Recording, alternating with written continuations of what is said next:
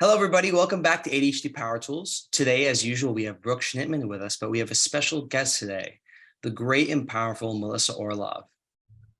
Hello, Melissa. Welcome. Hi, Thank you. Melissa. I love being introduced that way. Thank you. Well, introduce yourself properly. You do so much in the ADHD space, and just tell us about what you do and who you are. I work with couples impacted by ADHD. One or the other partner has it, or both sometimes. And I have been doing this for a long time, since 2007. I've written a couple books on it. I give seminars on it. I do support groups for it. So I'm sort of all into ADHD and relationships. I love recommending people to your group for couples and your book, The ADHD Effect on Marriage. I know you have a couple books, but that one in particularly, I know that my clients really thrive off of. Thank you. Yeah. I should give my website, ADHDmarriage.com. Absolutely. So people can find all the resources, because there are a ton of resources there. So that's where I am, and they can contact me also. I want to ask you, Melissa, I want to ask you, how is your relationship affected if either both the partners have ADHD or just one of them do? And I want to ask you, which do you find more difficult if you do find one more difficult? You mean having one versus having two? Mm-hmm.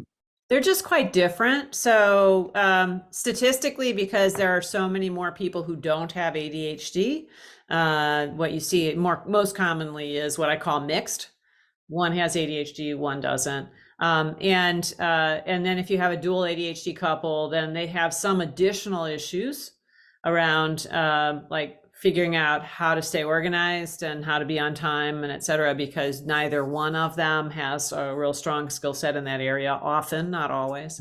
But so you asked about common issues. So the most common issues include, and the worst one, I think, is what I call parent-child dynamics, where you have one partner who's sort of in control or managing both the relationship and the partner, the other partner. And then you have the other person who's in a kind of a childlike role where they're under-functioning, or where they're, following instructions or retreating because they don't want to engage with somebody that they feel is kind of controlling them or trying to control them.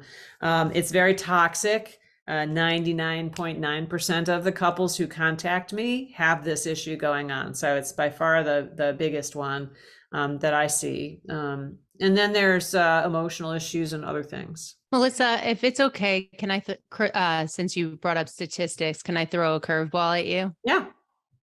Okay.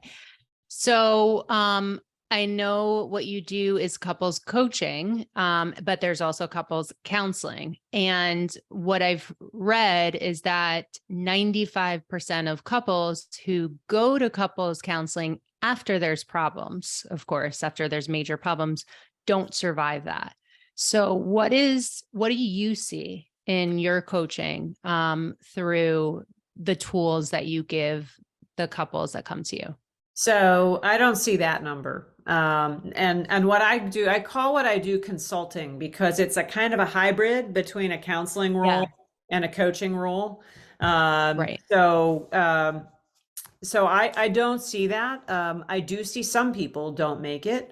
But what I see more often is that people learn some of the tools. I mean, one of the huge issues with adult ADHD is a lot of it was undiagnosed. And so all these habits developed for these couples, and they had no idea what was going on.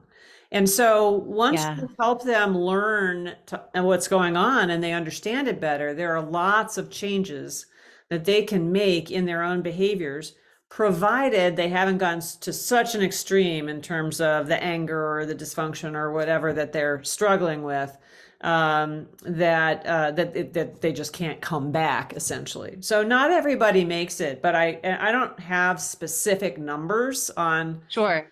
what happens, but yeah. And where do you see the most progress with couples who do the work?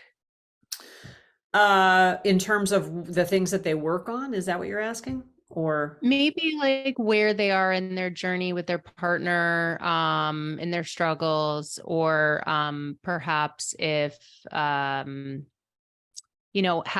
I know we never have an exact science of how long someone needs to be working with you or in your program, but where do you see the greatest impact?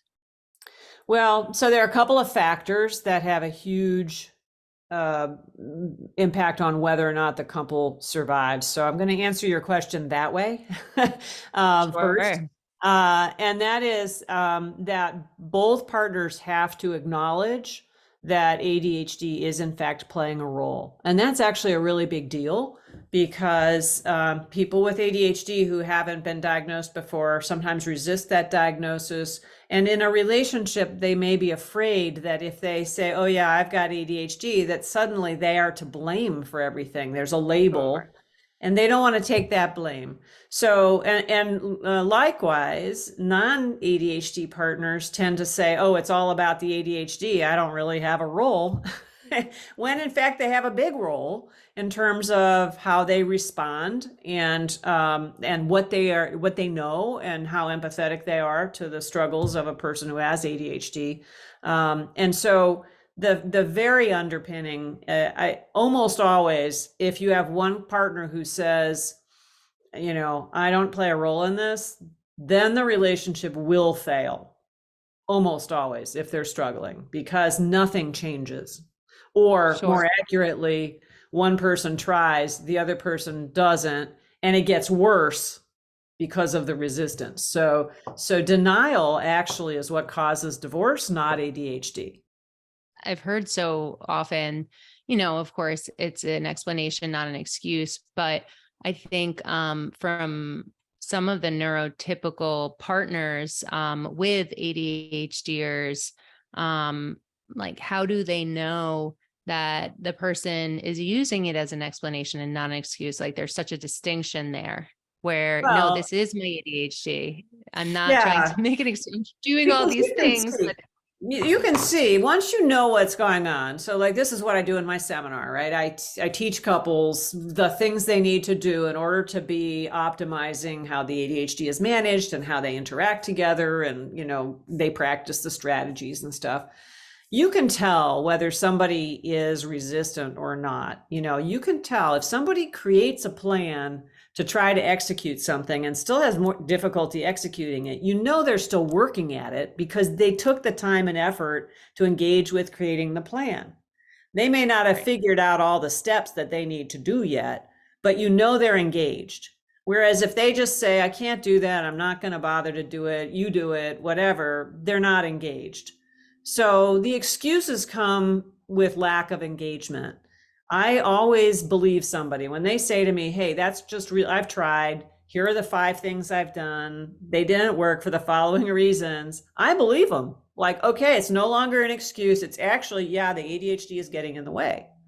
But if they say, oh no, you know, I've never been able to do that. And I'm just always angry. I've always been volatile, as an example. And I hear that relatively regularly. I go, yeah, no, you're not trying. You know, so we're going to work on that. Thank you. Actions speak louder than words. Well, and that brings me to the other thing. You know, I said there are a couple of things that have to be in place. The severity of the ADHD does make a difference, and the dimension that it makes a difference on usually is in the emotional dysregulation dimension. If you have somebody who's really, really volatile and does not take responsibility for managing that volatility and calming their input into the relationship, everything is unstable. There's no real platform for the couple to be able to launch from as they try to make repairs.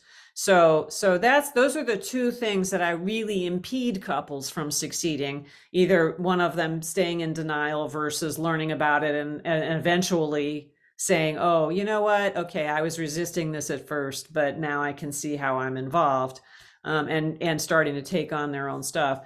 And the other is the volatility. So those 2 things have to be addressed in order for the couple to succeed. Yeah. And I mean, of course, as ADHDers, we understand the extremity of ADHD, but I feel like to some level, it's a partner being a good partner. Of course, there's that, you know, added layer. Wow, you have ADHD. But regardless if you're neurotypical or not, you have to get to know what works for the partner, right? And what works for you and what their love language is and all of those other features. Yeah, in theory. But I In mean, theory. yes, in theory. I mean, there's so much Sounds good. complexity to this.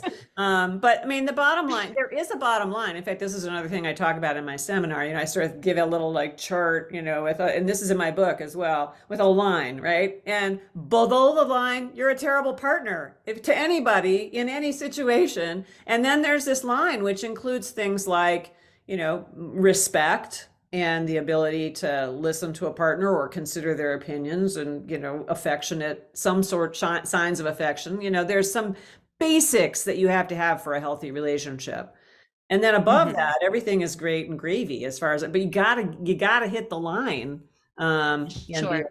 be, basically a good partner. So, but it's harder to be a good partner when ADHD is in the mix. As just one example, one of the foundations of trust is saying you're going to do something and following up and doing it. And that's sometimes really hard for people with ADHD. It's just an added difficulty. Layer. Yeah. Yeah. Yeah, and then there's the part where it's like, yeah, ADHD can get in the way, but it's hard to communicate that ADHD is getting in the way, communicating your ADHD symptoms to your partner before they can even be supportive to begin with. Do you find that an issue, communicating the ADHD? Yeah, though once you start talking about, hey, what's your brain feel like? There's some interesting conversations that go on. The bigger challenge is that 80 to 90% of adults with ADHD don't know they have it. It isn't about communicating about the ADHD. It's actually knowing they've got it in the first place. Like, instead of that they're a huge failure, or that they never can manage to get things right, or whatever the shame story is that they've developed inside themselves to try to make sense of why they keep promising to do something and don't do it, or struggle more than their peers, or whatever it is. So, yeah, I mean, part of the communication issue is on the non-ADHD partners side. Skepticism, Brooke, you talked about, is an excuse, or I don't remember which one of you did. Yeah, or not. By the time you've been on this rodeo for a while, you are just like, yeah, no, I don't want to hear that anymore. Just fix it. Come on. And until you have the knowledge about what it looks like, how this is why people like my book so much, because the people write to me all the time and say, you made me cry. It was like you were in my living room, but these stories are like predictable, right? The symptoms are set. The responses that the other partner has to that set of symptoms are human responses to that predicament. Sure. And so the patterns that develop are actually really predictable. And the good news is that means you can A, identify them, and B, teach people, okay, this is what the pattern's going to look like, and here's what you do to get rid of it or to interfere with it, which is why I really like what I do, as you could tell.